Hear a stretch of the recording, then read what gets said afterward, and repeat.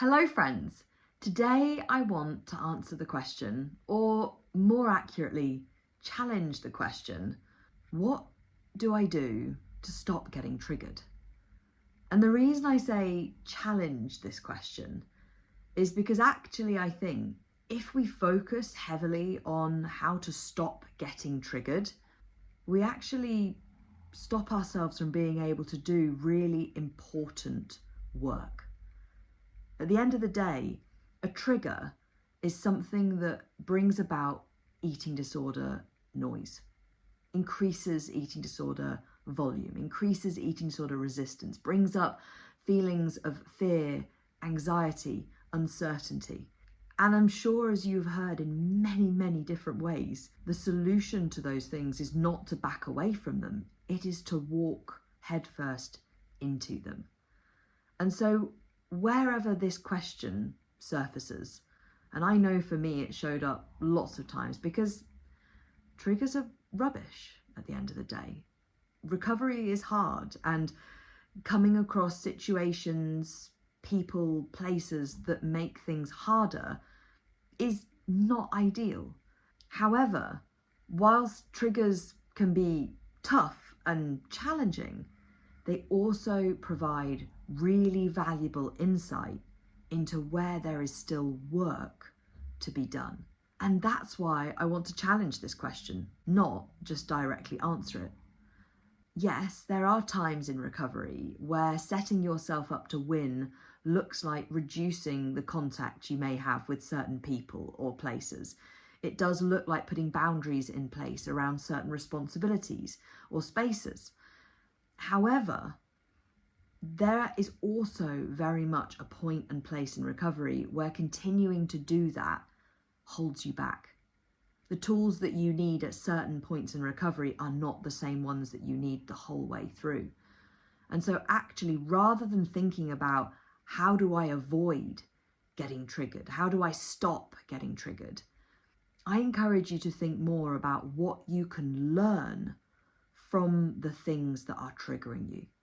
Because the truth is, triggers quite simply are indicators of where there is work to do.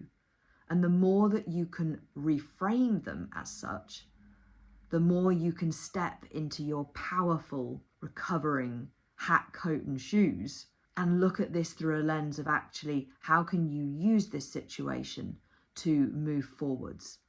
Now, I do not want ever to just sit here and dismiss or come across as if I'm dismissing the crappiness of struggles in recovery, the intense challenge that comes up with triggers, the emotional roller coaster that the recovery journey is. However, alongside the truth of that roller coaster and the need to be compassionate with yourself and with those who are going through the recovery journey, there is also a need to be bold and brave and brutally honest, and to look at actually what you can be doing in the now so that long term you are not experiencing that same fear, resistance, guilt, anxiety, etc. And so at its core, this question, how do I stop getting triggered? The answer to that lies in your reflections of what you can learn from the things that are triggering you. So wherever you notice any kind of trigger, be that slight or significant, because they are all important, I encourage you to get curious about what it is specifically that is bringing up this trigger. What it is that is going on, what it is that was said, what it is about that situation that is causing this to be a trigger. What eating disorder noise is surfacing as a byproduct of this certain situation, conversation, etc. Get curious, get your detective hat on about what you can learn from this trigger. And then, with compassion, but also boldness and bravery, it's about gathering up that learning and then focusing forwards on the actions you can take in the here and now to do the work that highlights.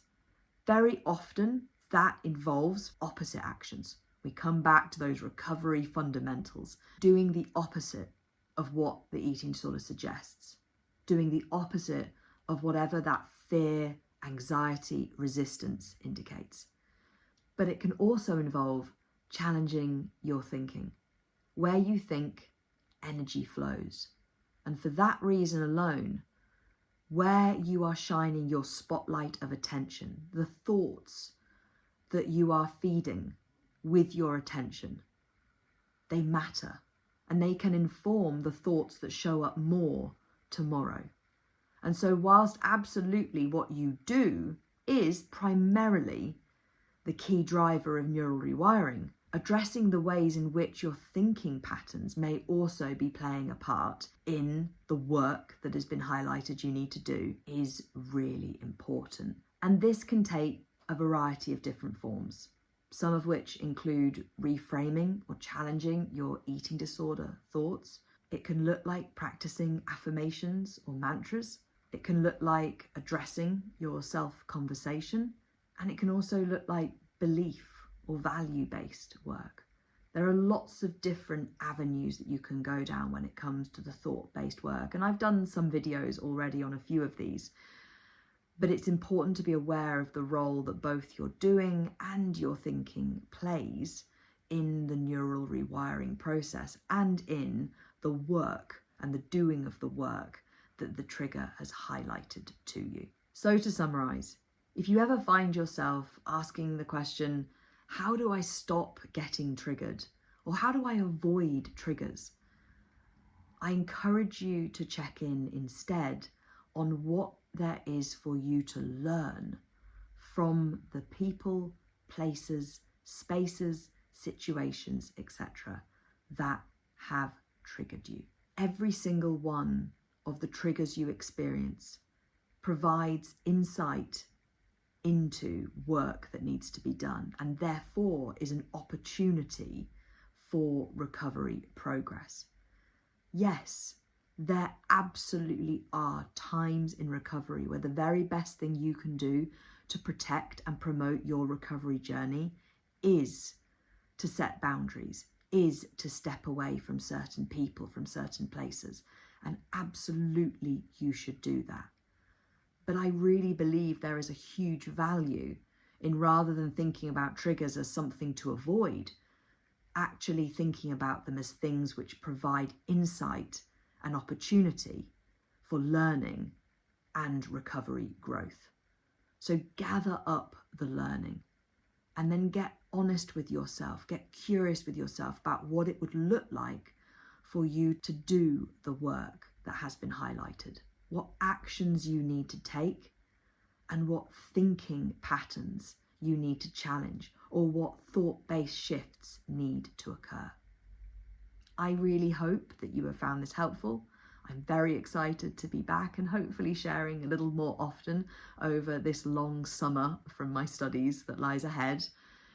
And if anybody has any questions or video ideas that they'd like me to cover, please do let me know in the comments below. As always, I am so grateful for every single one of you who likes, comments, subscribes, all of those things. It really does mean the world to me. And I hope wherever you are, whatever you're doing, you're having a wonderful day and that you are taking action with anything and everything that you are gathering from the sharing I'm doing here. So thank you. See you in the next one.